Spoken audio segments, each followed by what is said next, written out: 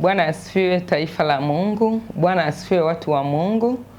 Bwana asifiwe watazamaji wa Sat Media. Karibuni sana katika kipindi chetu kizuri cha neno la Mungu.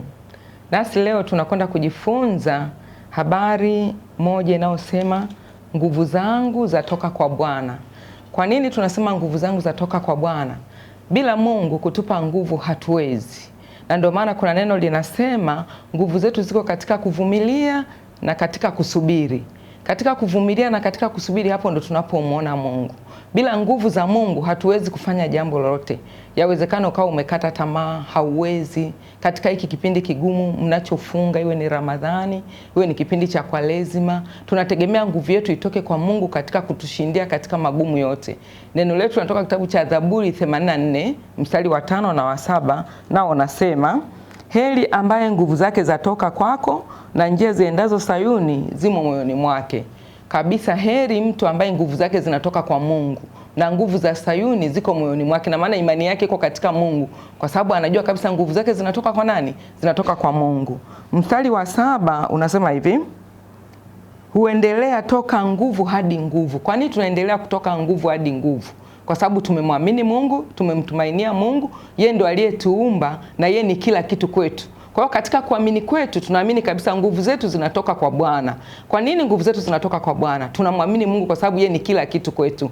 Iwapo unapita katika magumu ya aina yoyote, kama mwanadamu tuko duniani na magumu yamewekwa kwa ajili ya kutupata sisi. Lakini unapopita katika hayo yote, ili uzidi kuimarika na kuendelea mbele, tuamini nguvu zetu zinatoka kwa Bwana. Ndio maana neno la Mungu linasema katika mstari wa 7, huendelea toka nguvu hata nguvu. Huonekana Sayuni kila mmoja mbele za Mungu.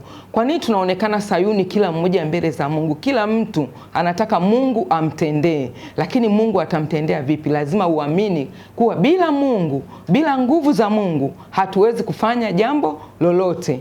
Na kutia moyo unayepita katika magumu, katika mapito mbalimbali, iwe ni mama, uwe ni baba, uwe ni kijana, uwe ni binti. Amini kila jambo unalolipitia, tumaini kuwa nguvu zako zinatoka kwa Bwana. Ndio maana niko mahali hapa kukwambia mchana wa leo, katika imani yako unapozidi kuendelea mbele na katika kufunga, hata unapofunga unafika mahali unakata tamaa, unachoka, mwili unachoka kama mwanadamu, unazoofika kwa sababu ni mwili wa mwanadamu. Lakini unapokumbuka kwa nguvu zangu zinatoka kwa Bwana na nguvu zangu ziko katika kutumaini na kuvumilia. Isaya 30 mstari wa 15 nao unasema, kwa maana Bwana Mungu mtakatifu wa Israeli asema hivi, kwa kurudi na kustarehe nitaokolewa. Nguvu zenu zitakuwa katika kutulia na kutumaini, lakini hamkukubali.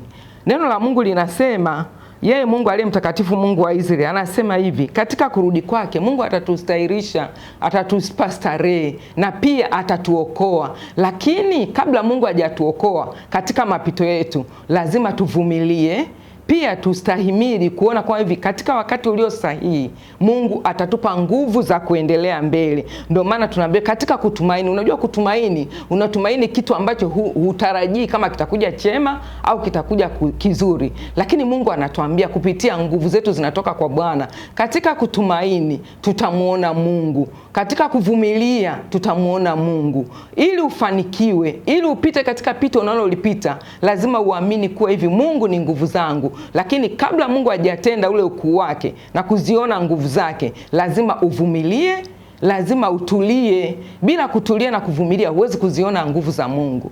Mungu awabariki watu wa Mungu. Ni muda mzuri kabisa ambao naomba niwaweke mikononi mwa Mungu. Wewe unayepita katika magumu, unayopitia katika hali yoyote ambayo unaona huna tumaini, kumbuka nguvu zetu zinatoka kwa Bwana, na Mungu ndio tumaini letu, na ndio tunamvumilia ili tumuone Mungu katika mambo mengi. Hebu fumba macho. Mtakatifu wa Israeli, wewe ni Mungu mkuu, mwenye nguvu, mwenye uweza, mwenye mamlaka. Bwana, sema na watu hawa katika mioyo yao. Wapo waliovunjika moyo, wapo waliokata tamaa, lakini wanahitaji Mungu nguvu zako. Kawape nguvu zako Mungu, wape nguvu zako katika kuvumilia na katika kutulia. Kumbuka mahitaji yao na mapito yao Bwana. Sema nao Bwana, ponya mioyo yao iliyovunjika, mioyo inayovuja damu, mioyo iliyojeruhiwa Bwana.